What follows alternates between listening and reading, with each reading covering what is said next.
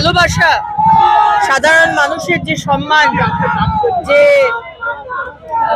কি বলবো, যেভাবে আমাকে স্বাগত জানাচ্ছে, আমি অভিভূত, আপ্লুত। আমি আজকে মেদিনীপুরে এসে, মেদিনীপুর হচ্ছে আন্দোলনের ভূমি।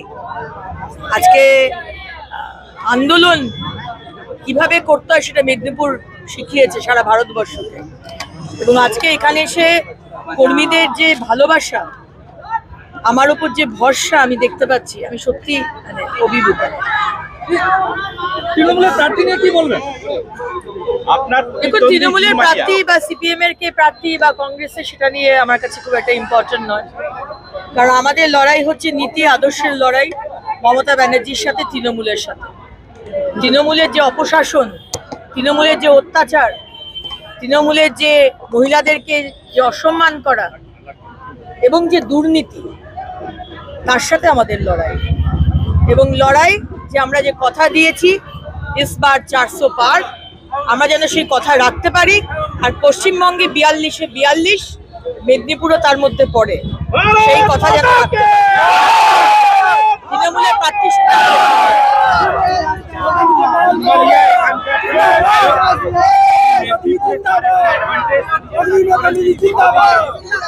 মেদিনীপুরের মাটিতে তিনি বিধায়ক হয়েছিলেন, বিধানসভা তিনি আগে বিধায়ক ছিলেন। মেদিনীপুরের মানুষের চেনা, মেদিনীপুরের মাটিটা চেনা, লড়াইটা কঠিন নয়। আমার কাছে সারা পশ্চিমবঙ্গের মানুষ চেনা, আমার কাছে সারা ভারতবর্ষের মানুষ চেনা।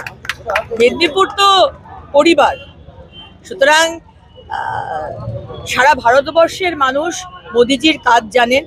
আজকে কে দিলীপ ঘোষ বা কে অগ্নিমিত্রা পাল বা কে শুভেন্দু অধিকারী, সেটা আমাদের পার্টিতে অন্তত ইম্পর্টেন্ট নয়।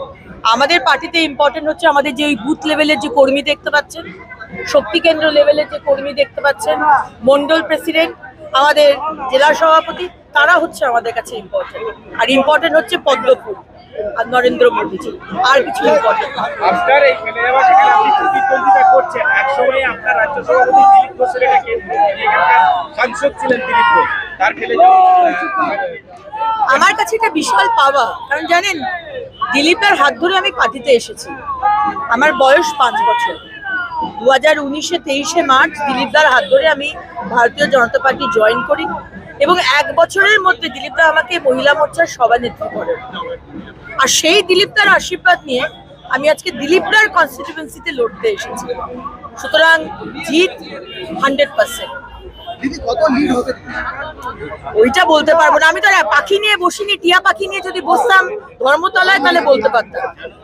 আমি তো আর রাষ্ট্রলজের নই, কিন্তু মানুষের যে ভালোবাসা দেখতে পাচ্ছি, কর্মীদের যে ভরসা, তাতে মনে হয় বিরাট লিড হবে। এবং সেটাই আমাদের টার্গেট, যে লিড আগেবার এখানকার মানুষ যে দিয়েছে, তার থেকেও বেশি লিডে যেন আমরা জিততে পারি।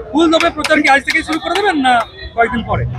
দেখুন, প্রচার তো এটাই তো প্রচার। আপনারা এসছেন, মায়ের কাছে আশীর্বাদ নিলাম, আমার কর্মীরা সবাই রয়েছেন, এটাই তো প্রচার। আগে বৈঠক হবে, সবার সাথে আলাপ হবে, আমার যারা সহযোদ্ধা তাদের সাথে তো আগে কথা বলবো।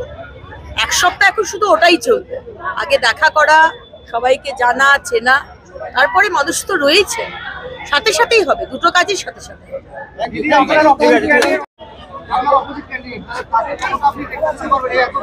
কি হবে বলুন? প্রচার 6 মাস আগেও যদি শুরু করেন বা করতেন, তাহলেও মেদিনীপুরের মানুষ সেই নরেন্দ্র মোদীজিকেই ভোট দিতেন। রেজাল্টটা জানা আছে। আপনি কতদিন আগে থেকে প্রচার শুরু করবেন তাতে খুব একটা যায় আসে না।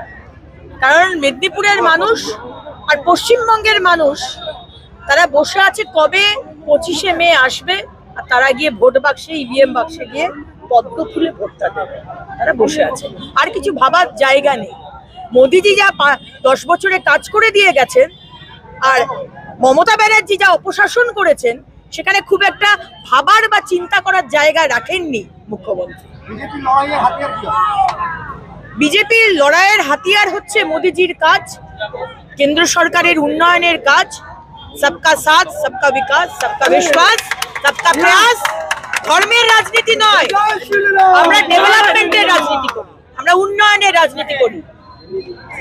আমরা রামনবমীর মিছিলে ওই যে ওপর থেকে পাথর ছুঁড়ে মারেন আর তারপর রামনবমীর দিন ছুটি ঘোষণা করেন, সংখ্যালঘুদের ভোটের জন্য ইস্তেমাল করেন মুখ্যমন্ত্রী, আর বক্তৃতা সংখ্যালঘুদের জ্যান্ত জ্বালিয়ে দেন। আমরা সেই রাজনীতি করি না, আমরা উন্নয়নের রাজনীতি করি। আর মেদিনীপুরের উন্নয়ন যা দিলীপদা করে গেছেন, দিলীপদার কাজকে ধরে আমি সেই উন্নয়ন এগিয়ে নিয়ে যাব।